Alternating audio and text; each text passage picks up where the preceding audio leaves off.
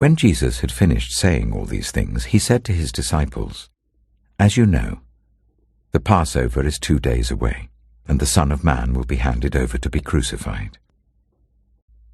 While they were eating, Jesus took bread, and when he had given thanks, he broke it and gave it to his disciples, saying, "Take and eat. This is my body." Then he took a cup, and when he had given thanks, he gave it to them, saying, "Drink from it, all of you. This is my blood of the covenant, which is poured out for many for the forgiveness of sins. I tell you, I will not drink from this fruit of the vine from now on until that day when I drink it new with you in my Father's kingdom." When they had sung a hymn, they went out to the Mount of Olives. Then Jesus told them, "This very night you will all fall away on account of me. For it is written, 'I will strike the shepherd, and the sheep of the flock will be scattered.'" Then Jesus went with his disciples to a place called Gethsemane, and he said to them, "Sit here while I go over there and pray." He took Peter and the 2 sons of Zebedee along with him, and he began to be sorrowful and troubled. Then he said to them, "My soul is overwhelmed with sorrow to the point of death. Stay here and keep watch with me." He was despised and rejected by mankind, a man of suffering and familiar with pain. Like one from whom people hide their faces, he was despised, and we held him in low esteem. Going a little farther, he fell with his face to the ground and prayed, "My Father, if it is possible, may this cup be taken from me. Yet not as I will, but as you will." Surely he took up our pain and bore our suffering. Yet we considered him punished by God, stricken by him and afflicted. But he was pierced for our transgressions, he was crushed for our iniquities. The punishment that brought us peace was on him, and by his wounds we are healed. An angel from heaven appeared to him and strengthened him, and being in anguish, he prayed more earnestly, and his sweat was like drops of blood falling to the ground. Then he returned to his disciples and found them sleeping.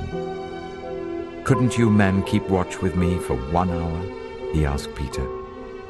"Watch and pray, so that you will not fall into temptation. The spirit is willing, but the flesh is weak."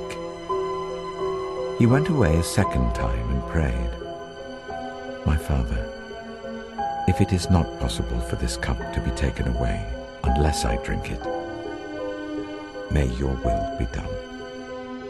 He was oppressed and afflicted, yet he did not open his mouth. He was led like a lamb to the slaughter, and as a sheep before its shearers is silent, so he did not open his mouth. When he came back, he again found them sleeping because their eyes were heavy.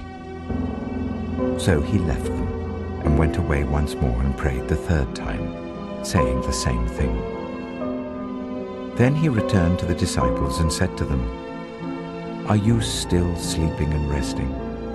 Look, the hour has come, and the Son of Man is delivered into the hands of sinners.